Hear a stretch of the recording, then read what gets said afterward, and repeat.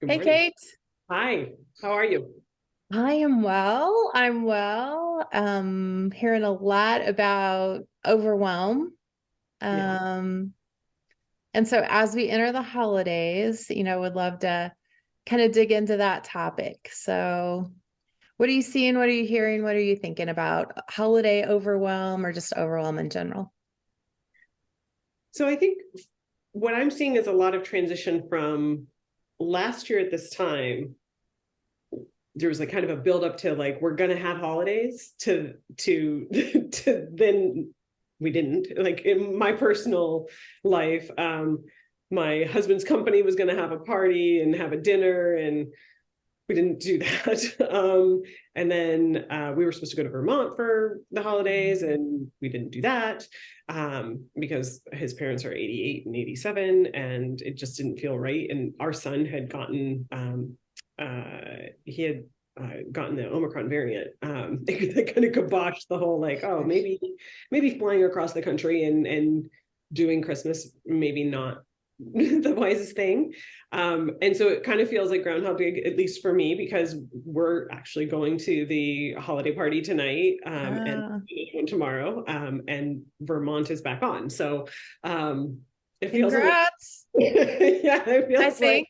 it feels like, oh, okay, we're gonna do last year again, and maybe this time we'll do it. And then I feel like there's there's a lot going on the West Coast as far as just trepidation around people's jobs in Mhm. general, with the wacko layoffs and just the non-wacko layoffs, the business reason layoffs. So that feels kind of weird too, because people are kind of like, I may or may not have a job, or I know people who may or may not have jobs. So there's a little bit of tampness on the going all out and celebrating aspect. What are you hearing? What are you feeling?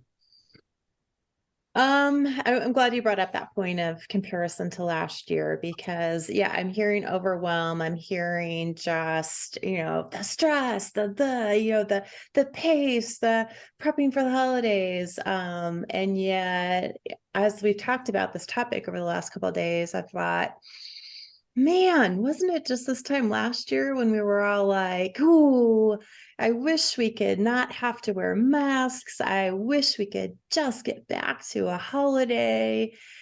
And I wonder what has been lost or forgotten just in this 12-month period.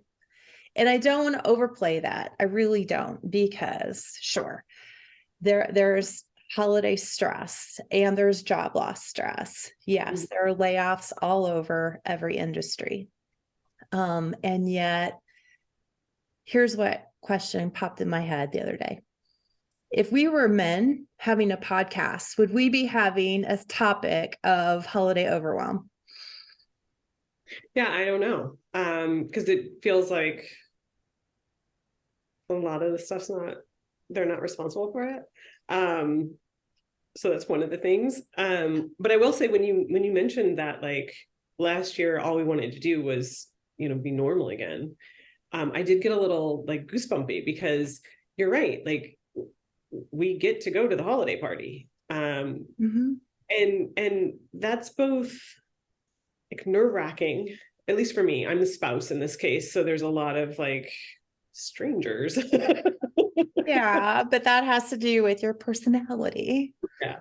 Um, but it's nice to get fed by someone else and go and, break bread with people you don't know and learn Mhm. something and celebrate. And, it's nice. That's nice. It's nice to, I'm looking forward to Vermont as much as like the idea of traveling across the country for 5 days, to spend in a place with 20 other people is, wow, that's a lot. It's also like something we haven't been able to do for the last couple of years. So I'm very grateful for the time. And saddened that not every family member will be able to make it this year. Yeah. So just it did give me goosebumps when you were like, hey, remember we wanted to do this. Yes, we did. We were all in Yes, last year. we did. We wanted nothing more than to be back to normal. And again, I will never say everyone, not everyone can be there, not everyone can be back to normal. And yet most have that opportunity. It seems to be lost or forgotten somewhere. Yeah. And then when you said, if it were men, because they're not responsible. Well, who Mhm. made the women responsible? For sure, right? Like our tree is up. You can kind of see it in the background. Yeah. It doesn't have ornaments on it. We put it up. We got back from our trip from Thanksgiving, and I looked at my husband. I was tired on Sunday, and I was like, "Do you want to put the tree up?" He's like, "Yeah." And I said, "Okay, well, let's put it up." But I don't really feel like ornaments. Me neither. Me neither. So I don't know if we'll have ornaments on it, but I'm allergic to all things that have pollen, so we can't have a real tree. But like the ability to just like pop the four things together, turn it on, and it's really pleasant. It's really pretty. Mhm. Um, it makes me happy, and I don't resent it because I didn't have to like dig deep and find the way to put the ornaments on. Mhm.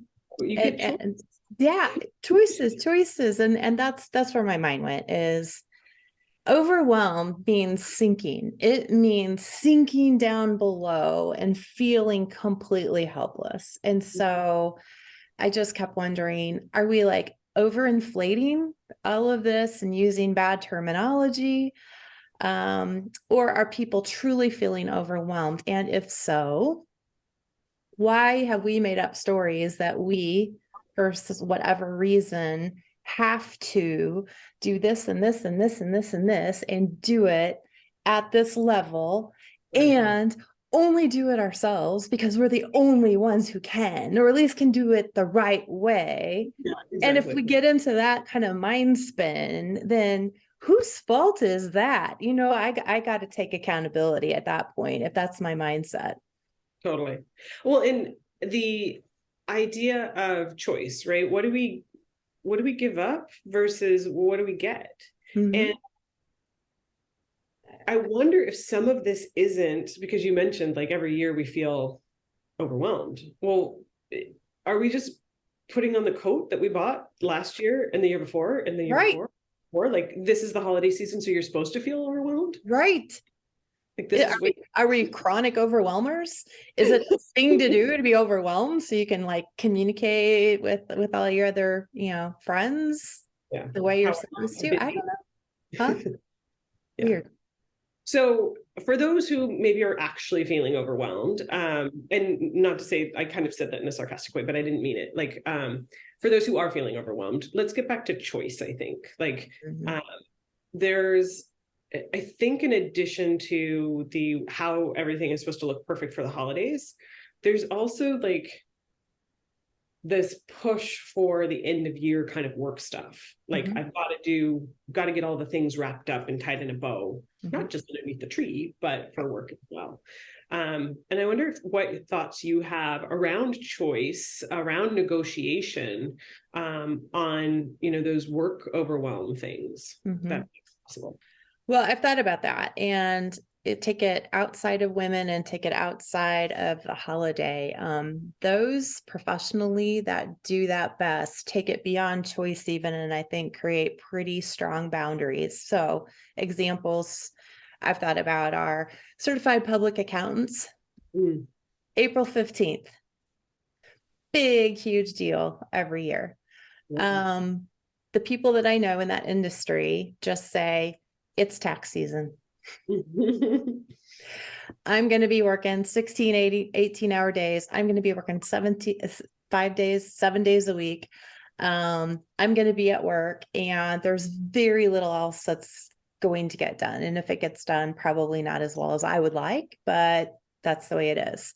And they kind of talk about that months ahead of time. And then they kind of talk about it throughout the period. And they're just open that it just is.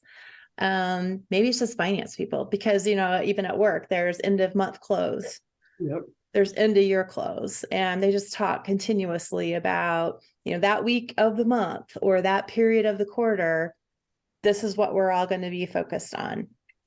And I guess I would want to think about, boundary setting, almost the same way. You said choice. I think that's a great word. I think checklists are what we're really good at adding to.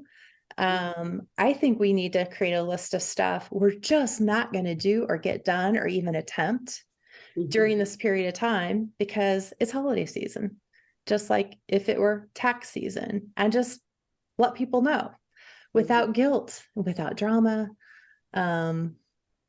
Without stories. without Yeah. stories. Yeah. I like that. So what stood out to me in what you're saying is prioritization, right? Mhm. There's deadlines wrapped around tax season, there's deadlines wrapped around close, there's not space for other things because this is really important. And I wonder if we put in our own well-being into kind of the mix of it's the holiday season. And so what's not going to get done, right? And we kind of plot out, I'm a big pie chart fan, right? Of like, this is holiday celebration stuff. The pie didn't get bigger when the holiday celebration stuff came in. The pie didn't get bigger when, you have your year-end project stuff that you have to get done for work. So what ebbs and flows? Mhm. Um, do we renegotiate deadlines for things that don't actually have to get done during the end of year? Right. Right. There's no difference between Q1 and Q4 for this particular thing. Can we move it? Right. There's, how do I maintain my resiliency throughout with my sleep, my food, my whatever? What can I outsource? What can I insource in that space? So how do we, just carve up the pie a little bit different so that it's not, because that overwhelm to me feels like when the pie is this big and we try to shove this much of stuff in Yeah. it. And we're like this. So yes, choice and priorities. I think part of it is just communicating, talking out loud, not only to everyone else, but even to yourself, so that you can start to get comfortable with this. And it doesn't have to be professionally. I'm thinking of students, finals time, December. Yeah. They don't sit there like this and just keep it all inside and expect people to understand that they might be feeling overwhelmed because they maybe should. They're talking about it. I've got this final, I've got this final, I got this project, I've got to really focus here. So I think, again, back to gender, sometimes women just try to keep it all inside and assume people are going to understand or be grateful for all the stuff they did when they didn't have time. And I think it's time to just start saying, hey, I'm overwhelmed. Yeah, I can't do it all. I can't. Well, and I'm reflecting on, my husband asked me this weekend, like what one thing would make you feel like it's holiday season? And I'm reflecting on the language he used. What one thing. And I said, I'd really like some sort of almond cookie, like some sort of almond cookie, almond cake, like an almond flavor something, would make me feel like it was holiday season. And he saw me on, I think it was Sunday or Monday, I was looking for almond cookie recipes or something. And he was like, oh, you don't have to do that. He said, something's coming for you on Friday. For all, like, I don't know what it is, some sort of something, almond cookie or almond cake or something. So, I mean, how lovely is that over like not a million things, but one, and B, like I didn't, I automatically assumed like, oh, I need to find a recipe, and maybe our daughter Claire knew one, and because she's really into cookies and and he had already taken care of that. So just lovely, Yeah. I think that's big too. It's the one thing, or maybe it's what's a simple thing. And as we really get back into gratitude for being able to even celebrate normally this year, I really am going to emphasize writing people personal handwritten letters to tell them how much I appreciate them and want to honor this year, because it is normal and it feels great to be back in person and to be able to hug people and just let them know how proud I am to be part of their family. And then if there's some other neat little gift to go with it, great. If not, I hope they can appreciate that. as one of those simple little things, which is really what the holiday season is about. Whatever holiday you believe in, whether you believe in holidays or not, the end of the year is a great time just to kind of reconnect with people, friends, family, otherwise, just to reflect, and offer some sort of semblance of gratitude for the relationship. I think that's great. And I think one thing that we lose sight of that makes us feel more overwhelmed is being present at the moment.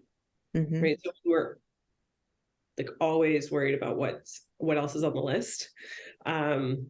It's hard to kind of come back and be in that moment. So I think what I'm going to give is the gift of presence and not really getting drawn into all the things. Mm-hmm. Because think about that. Anytime you're with a family member, let's assume it's the mom of the family, generally, who has this list of all this stuff to do, all these presents to buy, all this stuff to wrap, all this food to make, all this, and yet all her family experiences is Yeah, exactly. total stress, like chicken with their head cut off, just running around all over the place. That's not really, I think, what they want for you as the mom of the family. Yeah. And it's not what you're with all the things, you're trying to create that connection, right? Mm-hmm. Ultimately. Right. When you could take out the things and just be present and have the connection. Yeah. But things are not what makes the connection. Yeah. So maybe a way to think about calibrating as we head into this is, okay, on January 1st, 2023, how are we going to rest assured that we can look back over the month of December and know we were as calm as possible, we were as friendly as possible, we were as present as possible, so that those that we truly care about and love know we love them. Mm-hmm. Yeah. How will I know that January 1, 2023, my family felt the love that I have for them? Exactly. And then you Mm-hmm. can sign December around that. Mm-hmm. All right. That's what I'm doing. That's what I'm doing too. All right. Deal. Deal. We'll talk again January 1st Exactly. or We'll see. 2nd or 3rd. Awesome. Thank you All so right. much. Thanks, Kate. Bye. Bye.